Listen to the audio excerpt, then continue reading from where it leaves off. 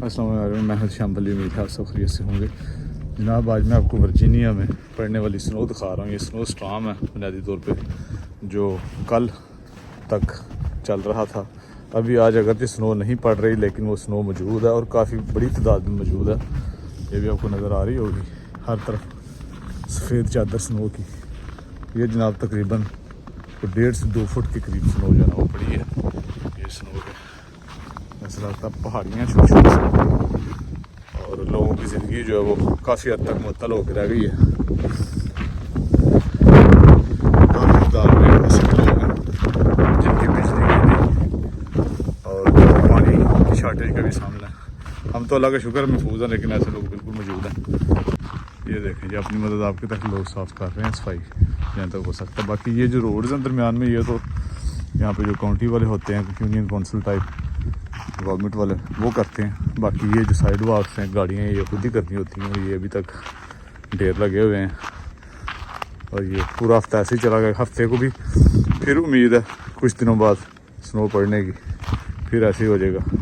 वक्ती तौर पे तो ऐसा लगता है कि बड़ा मज़ा स्नो पड़ रही है। जहाँ पे स्नो नहीं पड़ती उनके लिए तो ये एक ड्रीम है, लेकिन ये सिर्फ देखने की हद तक अच्छा लगता है, क्योंकि इसमें काफ़ी बंदा जो ना वो स्टक होकर रह जाता है और आपकी ज़िंदगी वक्ती तौर पर रुक जाती है।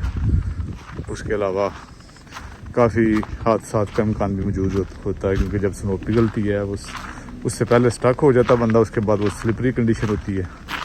अभी सारा ट्रैश कैन जिस तरह पड़े हुए हैं, ये आके वो गार्बेज वाले यहाँ पे इकट्ठा करते हैं, वो नहीं लेके जा सके क्योंकि वो नहीं आ सके। सारा यूथ सफाई कर रहे हैं अपनी गाड़ी निकालने के लिए। ये सारा दूर तक ऐसी सूरत हाल ही है। यहाँ से वापसी का टर्न लेते हैं। ये देखिए दूर तक अभी हवा चल रही है। हवा की वजह से जो स्नो है वो उड़ना शुरू हो गई है।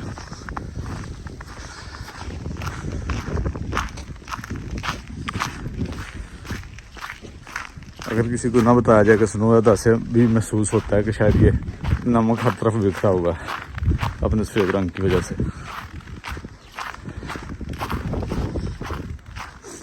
मेरे कुछ ऐसे दोस्त हैं जिनको मैंने बताया कि इस वक्त स्नो पड़ रही है और वो कहने लगे खुशी से कि वो फिर तो आपको जनाब मरी का नज़ारा मिल रहा होगा, क्योंकि पाकिस्तान में मरी एक काफ़ी ड्रीम लैंड है स्नो के हवाले से। ये देखें दूर तक नज़ारा तो बहुत खूबसूरत नज़र आता है देखने में, लेकिन इसका खमियाजा उनको भुगतना पड़ता है। या इसका जो है ना वक्ती तौर पे उनको पता है, जो वहाँ पे रहते हैं, जो स्नो को बर्दाश्त कर रहे होते हैं। अगर किसी ने सिर्फ फिरने के लिए नहीं जाना, स्नो देखने के लिए, उनके लिए तो बड़ी अच्छी चीज़ है स्नो। लेकिन जिन्होंने इनकी सफाई करनी है, इसमें सफ़र करना है, इसमें अपने घर का सौदा वगैरह लेके आना है, अपने नौकरियों वगैरह पे जाना है, उनसे पूछें इसकी क्या मुश्किलात हैं।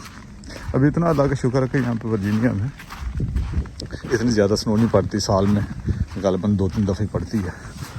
इस दफ़ा काफ़ी ज़्यादा पड़ी है। इस दफ़ा मतलब उसकी शिद्दत ज़्यादा थी।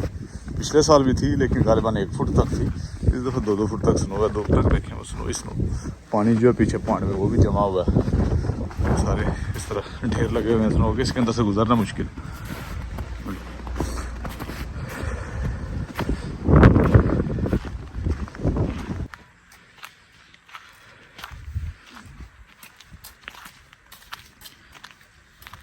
ये जनाब सूखते आ रहा है स्नो की, पानी भी जो फ्रीज है।